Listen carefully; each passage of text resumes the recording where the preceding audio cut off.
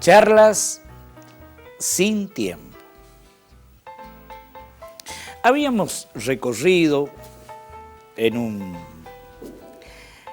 efímero viaje algo de las poesías cantadas y recitadas en la vieja escuela pública argentina, aquello de El nido de cóndores de Olegario Víctor Andrade. Qué emotivo canto el de ese poeta al héroe de los Andes. Y esa canción infantil, acompañada con las manos firmes de la maestra de piano, desde el jardín de infante hasta la escuela primaria, que llamativamente cuando entramos en la internet y pusimos esos versos que hablaban del viejo caserón de Yapeyú, al amparo de la cruz, de los arcabuces, de las madreselvas, del higuerón. Habían tantos saludos de gente que allá por la década del 40, del 50, del 60, había cantado esa canción en la vieja escuela pública argentina. Recordábamos estos días también, estos días de frío, en el invierno que se va en nuestra zona, los viejos programas radiales, con aquellos cuentos de María Elena Walsh, como Don Fresquete se ha marchado, Don Fresquete, a volar en barrilete. No sabemos en estas charlas sin tiempo si la niñez de ahora tiene esas canciones infantiles, con esas letras infantiles. Pareciera como si hoy todo lo domina Don Mercado. Pero bueno, en esto de recorrer la vida del considerado por muchos historiadores el padre de la patria, don José Francisco de San Martín, nacido allá por 1778 en la misión de Nuestra Señora de los Reyes Magos de Yapeyú, queríamos, para cerrar el homenaje a su memoria, leer de primera fuente a quien fue y estuvo tras el momento del deceso del general José Francisco de San Martín en Francia, y dejó escrito para un periódico de la época, a los 9 días del entierro de José Francisco de San Martín, unas páginas indelebles que dejan la narrativa de cómo fue ese postrer momento del padre de la patria. Mucho se ha escrito a posteriori por parte de muchos historiadores, comentaristas, críticos, analistas acerca de ese momento. Pero por eso de que siempre reiteramos, es mejor leer a los autores, ir a las fuentes, que leer a los comentaristas. Traemos para compartir con ustedes esta lectura. Y hacemos hincapié en el valor de la lectura, porque qué hermoso que es encontrar en ese placer que es leer las buenas letras, la buena escritura, la escritura clara, precisa, que intenta transmitir ese instante de inspiración con que el escritor se encuentra al momento en que la musa lo visita. Y para eso acudimos a este escritor, más que escritor, hombre de armas portar, y que tuvo el don, como esos valerosos guerreros de la independencia, de escribir y de guerrear, ambos por un ideal.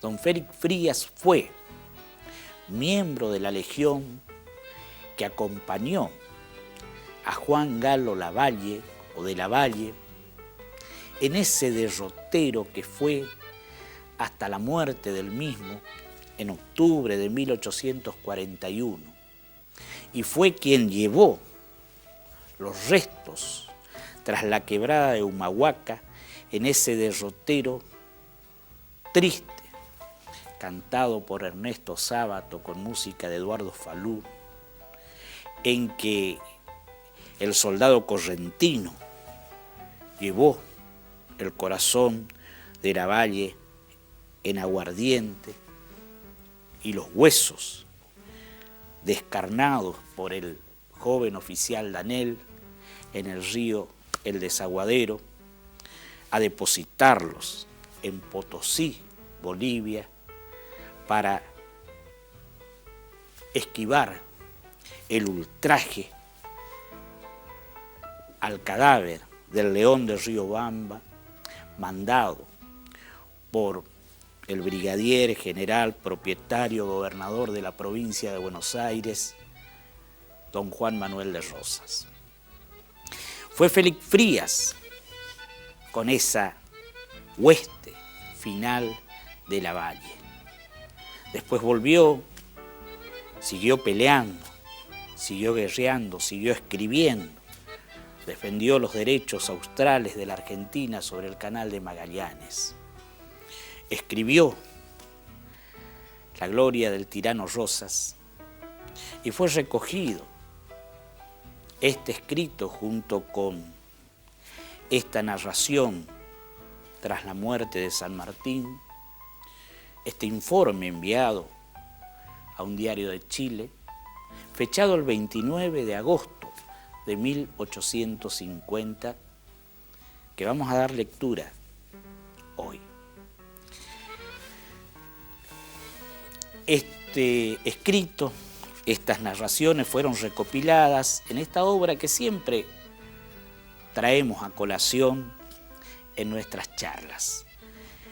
Grandes escritores argentinos, el tomo 39, La gloria del tirano Rosas, por Félix Frías. Y allí se recopilan, entre otros, escritos de dedicatoria al Verdi, carta a Víctor Hugo, el príncipe de las letras francesas, el escritor de Los Miserables, del Hombre que ríe, notas sobre la emigración, sobre el triunfo del gobierno de Chile y la caída de la tiranía en la República Argentina, sobre el golpe de Estado en Francia, la dictadura en Francia, opiniones religiosas y políticas, el juicio de Rosas.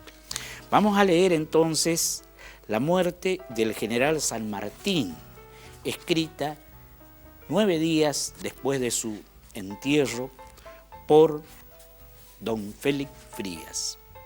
Debemos tener presente que San Martín, y esto ponen de manifiesto algunos escritores e historiadores argentinos, al no ser porteño, fue recién repatriado en 1880, o sea, 30 años después de su fallecimiento. Rescata Domingo Faustino Sarmiento que fue Chile el primer país que reivindicó la gloria sanmartiniana y que fue el primer país que erigió una estatua en su memoria, la estatua ecuestre que preside la plaza de Santiago de Chile. Copia de la misma es la que se instala después en la Plaza Hoy San Martín de Buenos Aires. Dice un escritor argentino que por ser San Martín correntino y no porteño, la estatua del mismo no está en la Plaza de Mayo, pese a ser uno de los padres de la patria. La estatua ecuestre que está en la Plaza de Mayo es la de el general, abogado, Manuel del Sagrado Corazón de Jesús Belgrano, estatua que fuera a su vez entronizada durante la presidencia de Domingo Faustino Sarmiento, quien en su momento descubre la misma con ese discurso maravilloso, pieza de la oratoria de oro de la República Argentina, que dice: la bandera argentina que no fue jamás arrastrada por ningún carro vencedor de la patria. Bueno, de San Martín, que fuera traído en 1880, al momento en que se producía, momentos previos a la revolución de Carlos Tejedor en Buenos Aires, que se levantara contra el gobierno de don Nicolás Avellaneda.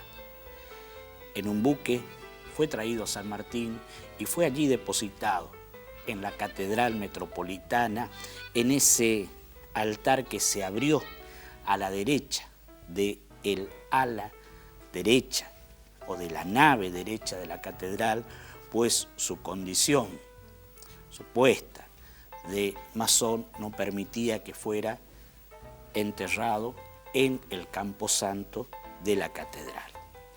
Muerte del general San Martín por Félix Frías, París, agosto 29 de 1850. Señor editor del Mundo Pintoresco, cumplo hoy con el doloroso deber de comunicar al Mercurio la más triste noticia que pueda transmitirse a las repúblicas de la América del Sur: la muerte del general don José de San Martín. En la noche del 17 salí para el puerto de Boulogne, acompañado por un compatriota, con el objeto de visitar al ilustre enfermo, cuya salud se hallaba en estado alarmante, como anuncié a usted el mes pasado. En la mañana del siguiente día supimos la noticia de su muerte, acaecida el mismo día de nuestra partida. Don Mariano Balcarce, esposo de la noble hija del general, nos refirió, con el corazón destrozado por el dolor y bañados los ojos en lágrimas, sus últimos momentos. El 17 el general se levantó sereno y con las fuerzas suficientes para pasar a la habitación de su hija, donde pidió que le leyeran los diarios, que el estado de su vista no le permitía desde hace mucho tiempo leer por sí mismo. Hizo poner rapé en su caja para convidar al médico, que debía venir más tarde, y tomó algún alimento. Nada anunciaba en su semblante ni en sus palabras el próximo fin de su existencia. El médico le había aconsejado que trajera a su lado una hermana de caridad, a fin de ahorrar a su hija las fatigas ya tan prolongadas de sus cuidados, y a fin de que el mismo enfermo tuviera más libertad para pedir cuanto pudiera necesitar, lo que a veces no hacía por no molestar a su hija. Esta señora no quería ceder a nadie el privilegio tan grato para su amor filial y de que disfrutó hasta el último instante de asistir a su padre en su penosa enfermedad. El señor Balcarce salió en la mañana del mismo día a hacer esa diligencia, acompañado por don Javier Rosales, a quien comunicó las esperanzas que abrigaba en el restablecimiento del general y su proyecto de hacerle viajar. Tan lejos estaba de prever la desgracia que le amenazaba y tanta confianza le inspiraba el estado en ese día y los anteriores de su padre. Después de las 2 de la tarde, el general San Martín se sintió atacado por sus agudos dolores nerviosos al estómago. El doctor Jardón, su médico, y sus hijos estaban a su lado. El primero no se alarmó y dijo que aquel ataque pasaría como los precedentes. En efecto, los dolores calmaron, pero repentinamente el general, que había pasado al lecho de su hija, hizo un movimiento convulsivo, indicando al señor Balcarce con palabras entrecortadas que la alejara, y expiró casi sin agonía. Es más fácil comprender que explicar la aflicción de sus hijos en presencia de esa muerte tan súbita e inesperada. Algunos días antes, el general se sintió atormentado en la noche por sus dolores. Tomó una dosis de opio mayor que la prescripta para calmarlos y en la mañana siguiente amaneció moribundo. Las aplicaciones de sinapismos lograron reanimarlo, pero vino luego una reacción con fiebre violenta que, entiendo, ha influido en su muerte imprevista, a pesar de las engañosas apariencias de mejoría que se notaron en los últimos 4 días.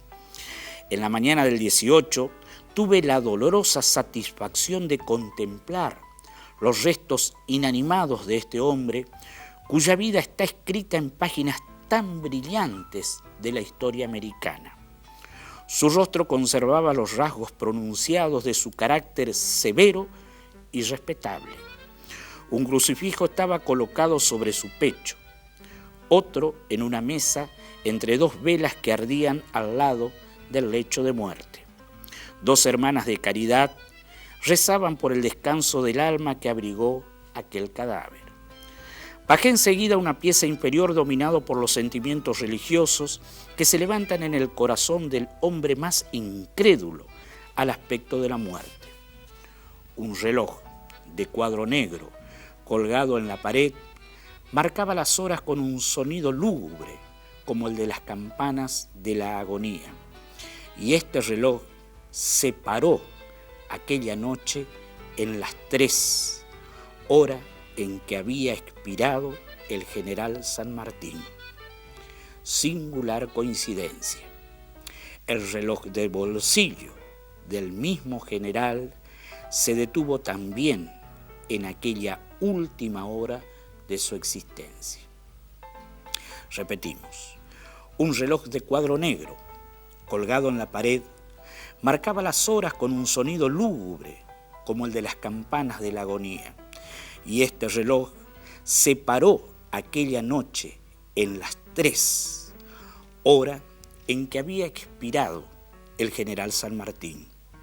Singular coincidencia, el reloj de bolsillo del mismo general se detuvo también en aquella última hora de su existencia. Al día siguiente, 19, al tiempo de colocar en el féretro los restos mortales del ilustre difunto, la caja de la Guardia Nacional resonaba casualmente enfrente de la casa mortuoria, como si fuera homenaje militar tributado al guerrero que hizo resonar por la vez primera en las altas cimas de los Andes los clarines y tambores marciales que acompañaron en Chile, el Perú y el Ecuador el estandarte victorioso de la independencia americana. El 20, a las 6 de la mañana, el carro fúnebre recibió el féretro y fue acompañado en su tránsito silencioso por un modesto cortejo. El 20, a las 6 de la mañana, el carro fúnebre recibió el féretro y fue acompañado en su tránsito por un modesto cortejo. 4 faroles cubiertos de crespón negro adornaban encendidos los ángulos superiores del carro. 6 hombres vestidos con capote del mismo color marchaban de ambos lados. Detrás iba el señor Balcarce, llevando a su derecha al señor d'Artés, antiguo amigo del general, y a la izquierda el señor Rosales, encargado de negocios de Chile. Marchaban enseguida don José Guerrico, un joven de Buenos Aires, hijo de su hermano don Manuel, el doctor Gerard y el señor Seguier, vecinos ambos de Boulogne. El acompañamiento era humilde y propio de la alta modestia, tan digna compañera de las calidades morales y de los títulos gloriosos de aquel hombre eminente. El carro fúnebre se detuvo en la iglesia de San Nicolás, Allí rezaron algunos sacerdotes las oraciones religiosas en favor del alma del difunto. En aquel momento noté en una de las naves del templo la tumba dedicada a la memoria del almirante Bruix, padre de 2 bizarros oficiales que murieron en América, sirviendo la causa de su independencia a las órdenes del mismo jefe que hoy venía a confundir sus restos con los del célebre almirante. Sobre la piedra de esa tumba se leen estas palabras que pudieron bien grabarse en la del vencedor del Maipó, con la diferencia de que la patria del general es grande como el vasto teatro de sus hazañas. Tan buen padre como gran general, su familia y su patria le lloran. Tan grande, tan buen padre como gran general, su familia y la patria lo lloran. Después de esa ceremonia, el convoy fúnebre continuó hasta la catedral, vasto edificio que se construye en la parte de la ciudad llamada Alta. En una de las bóvedas de la capilla, acabada ya, fue depositado el cadáver que acompañábamos. Allí descansará hasta que sea conducido más tarde a Buenos Aires, donde, según sus deseos, deben reposar los restos del general San Martín. Fiel siempre a sus hábitos modestos, había él mismo manifestado la voluntad de que su entierro se hiciera sin pompa ni ostentación alguna, y así se ha hecho. Ahí está ya, en el puerto a que todos arribamos, ahí está ya, en el puerto al que todos arribamos, el hombre que fue en la América Meridional un gran capitán y que supo imitar el magnánimo desprendimiento de Washington, cediendo a su rival el teatro en que hubiera podido cubrirse aún de más gloria y alejándose espontáneamente de los pueblos a que había dado independencia, para que se comprendiera que su única ambición era la de anularse después de haber contribuido poderosamente a la emancipación de medio mundo. 28 años han pasado en su voluntaria proscripción, sin que jamás haya salido de sus labios una sola palabra de queja, a pesar de que la calumnia y la ingratitud hicieron llegar más de una vez el apartado lugar de su retiro los destemplados clamores que jamás conturbaron la paz de su alma. Ese es el puerto, sí.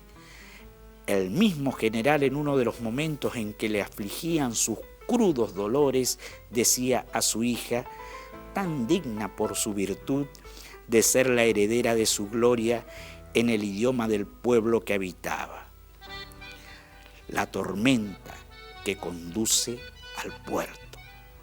Bellas palabras y llenas de verdad. ¿Cuál otro que la muerte es el puerto en que descansan, después de las fatigas de la vida, los hombres como el general San Martín?